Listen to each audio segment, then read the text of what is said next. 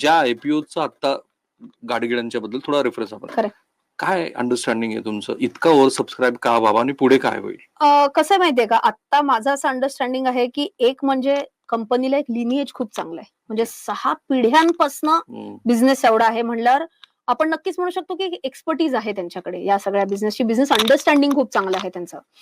त्याच्यानंतर जर एखाद्याचा थोडासा जरी मीडियम टर्म व्ह्यू असेल किंवा short term to medium term म्हणते मी, लॉंग टर्म आता म्हणतच नाही सुरुवातीला.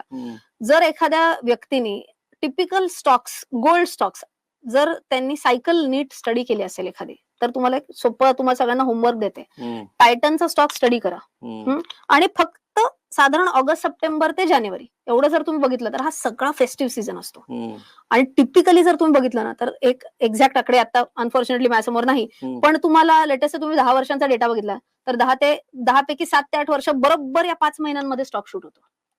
सिंपल रिझन आहे, कारण हा त्यांचा धंदा करायचा मेन टाइम असतो ना. गणपती, गौरी, नवरात्र, त्याच्यानंतर पुढे आपली दिवाळी येते, दसरा येतो, ह्याच्यात मुख्य लग्न सराई. सो याच्यात आणि टायटनचा मेन रेव्हेन्यू तनिष्ककडनं येतो. सेम तुम्ही लॉजिक इकडे कॉपी पेस्ट करा. ह्याच्याकडे बिझनेस लिनिएज चांगला आहे, प्लस सगळी हे लग्न सराई म्हणा, सणवार. सो हे 5-6 महिने खूप छान असतात कुठल्याही गोल्ड स्टॉक्स साठी.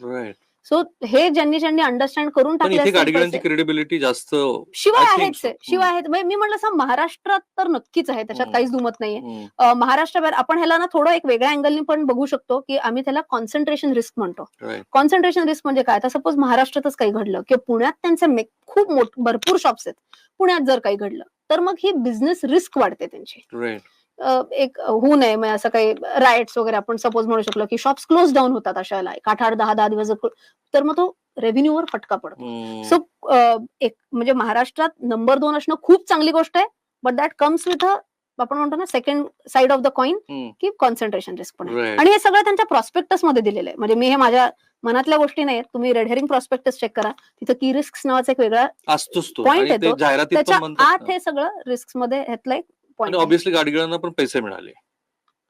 हो, कारण त्यांचा त्याच्यात 2 गोष्टी असतात, एक असतं फ्रेश इश्यू, एक असतो ओएफएस.